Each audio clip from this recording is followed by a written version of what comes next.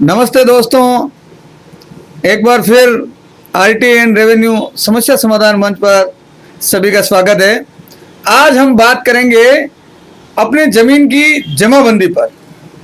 वैसे तो आप लोगों ने अपनी जमीन की जमाबंदी को देख रखा होगा, तो मोटे मोटे तौर पे हम आज उस पर चर्चा करेंगे कि जमाबंदी में होता क्या है।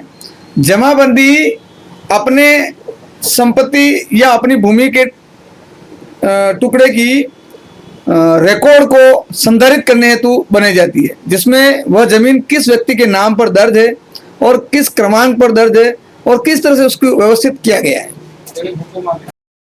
जमाबंदी आपको अपने पटवार मंडल के अंदर उपलब्ध रहेगी और वहां पर हम जाकर पटवारी साहब से हम पूछेंगे कि हमारी जमीन की जमाबंदी या नकल की प्रतिलिपि चाहिए, तो वो हमें एक प्रतिलिपि देंगे, जो आजकल ऑनलाइन अपना खाता अकाउंट पर भी मिल रही है और वहाँ पर नक्शा भी मिलता है। ऑनलाइन नकल के लिए आपको गूगल पर अपना खाता लिखना होगा।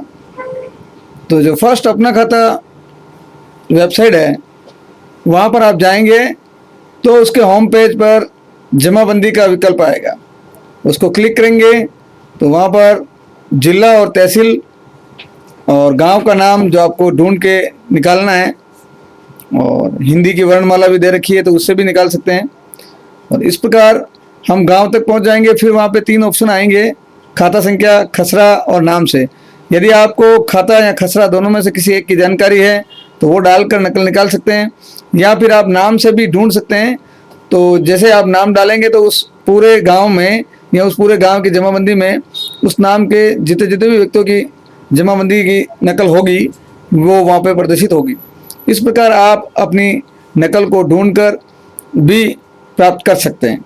और हस्ताक्षर युक्त प्राप्त करने के लिए आपको OTP के माध्यम से ई हस्ताक्षर युक्त नकल को प्राप्त कर सकते हैं।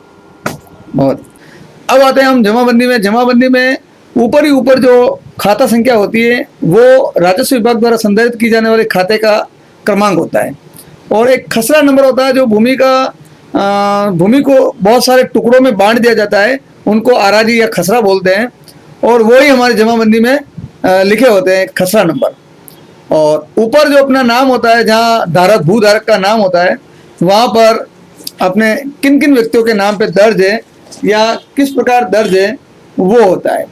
फिर उसका जो क्षेत्रफल की इकाई होती है, आजकल मैट्रिक प्रणाली चलती है तो उसमें हेक्टर वगैरह में आते हैं, और पुरानी जो पद्धति थी उसमें बीघा और बिस्वा में चलते थे।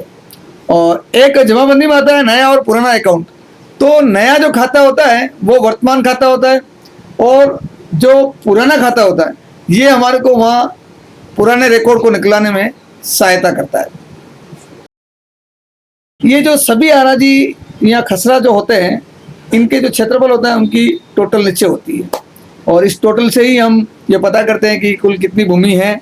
और यदि खातेदार बहुत सारे हैं तो सबका अपना अपना हिस्सा होता है, तो उस टोटल जो भूमि का क्षेत्रफल है उसमें उसका हिस्सा निकालते हैं।